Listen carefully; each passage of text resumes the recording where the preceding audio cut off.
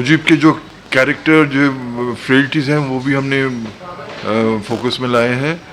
जो गलतियां उन्होंने की है जिसके लिए आज बांग्लादेश को बहुत भुगतना पड़ रहा है, वो हमने I have try to highlight that so that history जो द फ्यूचर लीडरशिप बांग्लादेश के जो होंगे they don't repeat the same mistake. तो ये एक चेतावनी उनको देना है क्या these are the blunders that Mujib made. In future, don't make these blunders. This is, and also I've tried to bring in focus the जो conspiracy था to kill Mujib, to unravel that. वो भी मैंने I've tried to focus that, and वो हमने try to show it. Sir एक बार अपना परिचय दें। मेरा नाम मानस घोष है। I was the statesman bureau chief in Dhaka from 71 December to early 75 February March. तो जब मैंने देखा जो गलतियां मुजीब कर रहे हैं वो बहुत निकट से हमने वो सब करने देखा, तो I have recounted all that in my book. आपने कौन कौन सी बुक लिखी है? हमने 2 किताब लिखी, एक है 71 लिबरेशन वॉर के बारे में और ये है मेरा दूसरा। Now you are the author of the book. हाँ। Thank you. Thank you. Members of the dais to please unveil and launch the book today.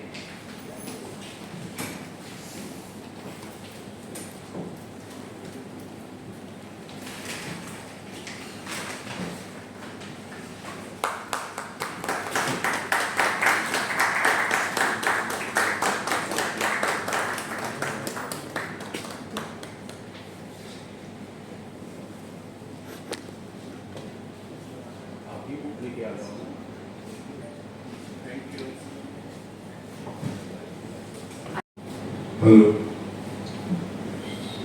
Very good evening to the August gathering here present.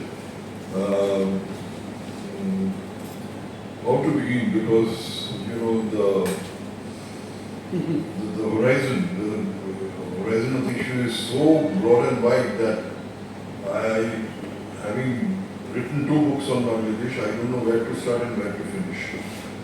But still, I would make honest attempt to let you have my perception of fall of Mujib. The reason why I have given the title Mujib's Blunders is because Bangladesh's leaders, successive leaders, they have not learned lesson from the history, and they are repeating the same mistakes that Mujib had made, and they keep repeating it. And that is the saddest part. That is the saddest part, that they have learned any lesson from the blunders that Mujib committed. His daughter also, during almost 2 decades of her rule, has committed the same mistakes, hobnobbing with the Pakistani elements, hobnobbing with the anti-India elements in the party, and promoting them in the hierarchy of the party and the government, and giving them prize postings, prize responsibilities, and keeping the friends of India in the government, because in his perception was friend of India means he is a stooge of India. That was the impression we got. So he wanted to keep them aside. For instance, Tajuddin Ahmed, the first Prime Minister of Bangladesh, during the Liberation War, he was a friend of India, but he saw to it that he was kept at arm's length, and he was despised because Mujib had this uncanny feeling in him that this man was too ambitious. He had succeeded in his absence to take the Liberation War to its ultimate conclusion, which was, in his view, a very big success. He didn't expect that Tajuddin would succeed in his mission, though he had entrusted him with the responsibility to, carry out the Liberation War. In fact, the day when he surrendered to the Pakistan military on 25th March 1971, he had instructed, you go to India and establish contact with the Indian leadership. I have already instructed them that my people will be coming to India for help, and Tajuddin accordingly did it. But still, after the liberation war, one of his character frailties were that he lent his ears to those who spoke ill of India, spoke ill of friends of India. So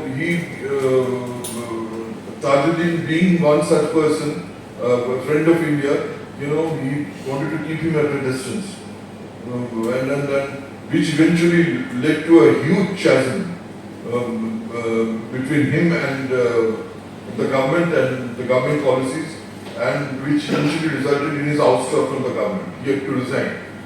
And of course there were policy differences on principle, on issues, very vital issues, like for instance having a one-party ruled government, doing away with the pluralism, political pluralism in the Bangladesh politics, allowing only 2 papers to come out and closing down about 100 odd papers.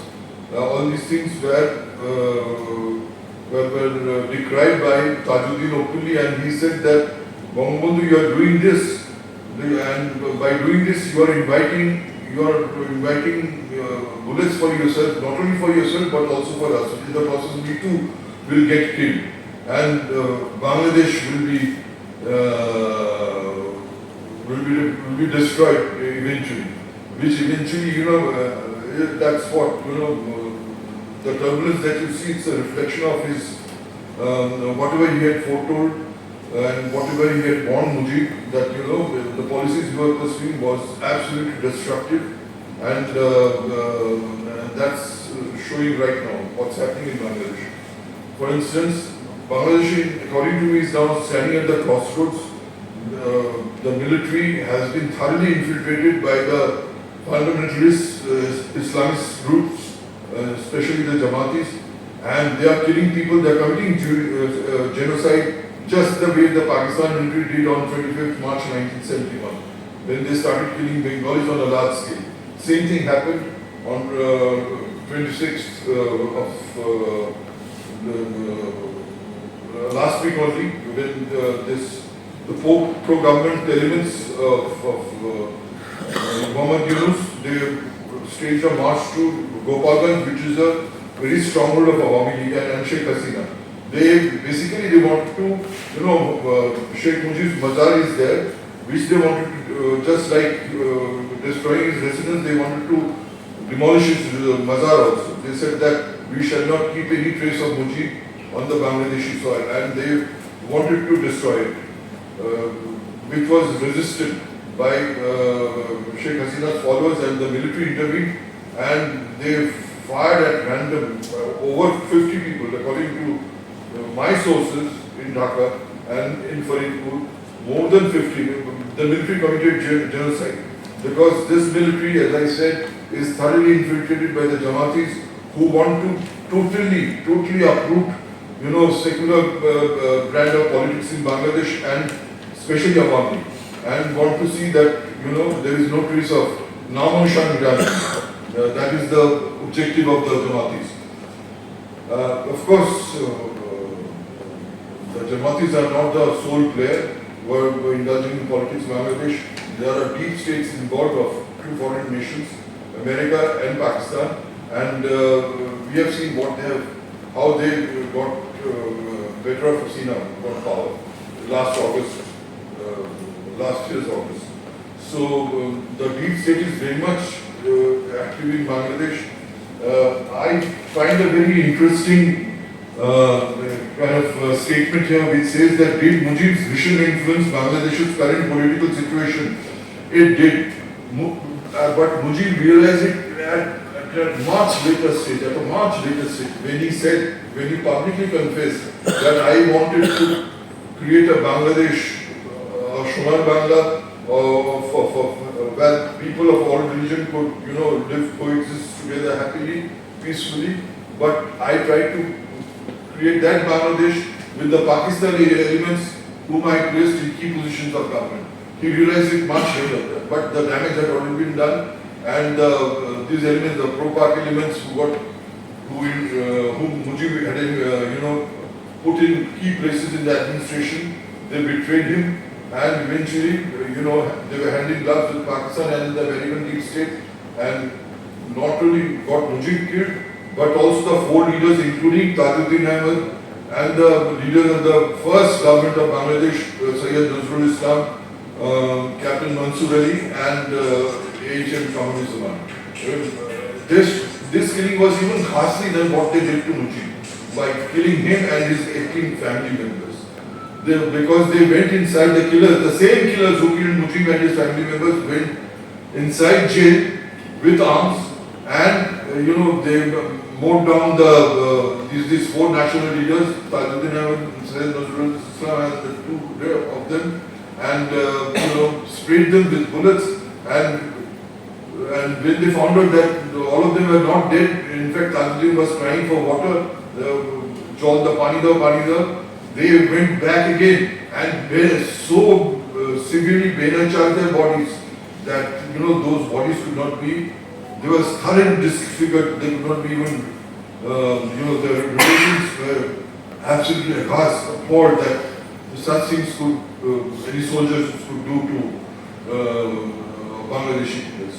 So Mujib realized, as I said, very late in the day, that he was trying to create a secular Bangladesh, a prosperous Bangladesh with the help of Pakistanis. Many had warned him that what you are doing by placing, the Pakistani repatriate officers, over 5 lakh repatriates, Bengalis who were in, who were having key jobs in Pakistan, in West Pakistan, who were repatriated in 74, and they were, when they came back in 74, many of them, people like MBS Sandhar, they were put in charge of the Vigilance Commission and in the security establishment, where they kept a close watch on Mujib, whatever he was doing, and they were relaying all the key information to the former Pakistani masters, and the Pakistani masters wanted to take revenge for the breakup of Pakistan. When they surrendered on 16 December 1971, they had vowed, the military establishment vowed that they will take revenge against all those by killing them, and they started doing it from 16 December itself. They were looking for Bengali Christians, and they found ready ones in Khundka Mushtaq and his cohorts in the Wawili. All those Pakistani Moghls who had tried to subvert the liberation war in 71. They wanted to scuttle the liberation war by having a loose confederation with Pakistan, but they could not have their way. The people of the establishment of the first government of Bangladesh, they came to know of all these secret parties that were happening between Khundka Mushtaq, the Pakistani Moghls, and Yahya, and they were divested of all their portfolios, which Tajuddin did very civilly. Mujib didn't have the guts to do that. He didn't want to disturb. Mujib, he had this peculiar attitude that I must keep Pakistani Moghls in my government happy. And he did it. He went to great lengths to do it. For instance, his visit to Lahore to attend the Islamic Conference, World Islamic Conference, OIC, in Lahore, was primarily because he wanted Pakistan recognition, which was not the case with, mind you, with Tajuddin. So why are we running after Tajuddin, China and Pakistan's recognition?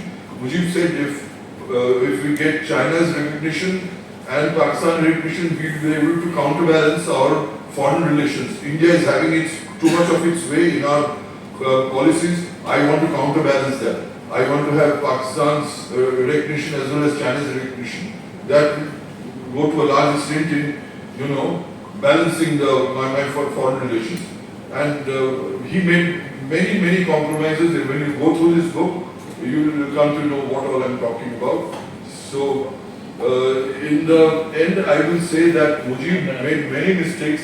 Mujib made many blunders for which he paid dearly. and the subsequent leadership, including, see, I'm not only a woman in leadership, but the subsequent, even the military leadership of Zia Rahman, Ershad, they committed the same blunders. They believed in side offensive, they believed in corruption, they indulged in corruption, they promoted corruption. In fact, Zia had made the statement that money is no problem for me. I'll give money to anybody who plays to my tune. And he corrupted the politicians to such an extent that to do politics in Bangladesh had become very difficult without the government support, with the military support.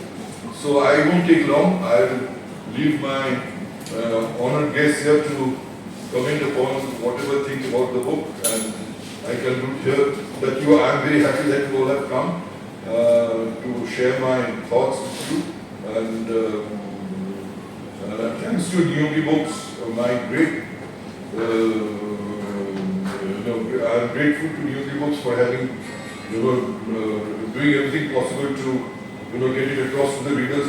This is a well-documented book on Bangladesh, because what I did when I came back on my transfer, I kept all the notes, so which helped me greatly in writing whatever is there in this book. So this is a real authentic stuff that you are getting, especially Indo-Bangladesh relations, interpersonal relations within the Awami leadership, relations between the military and the political leadership of then Bangladesh. All these are absolutely authentic, and I hope you will be able to learn a lot if you read my book. Thanks a lot. Thank you. Thank you, Manako, for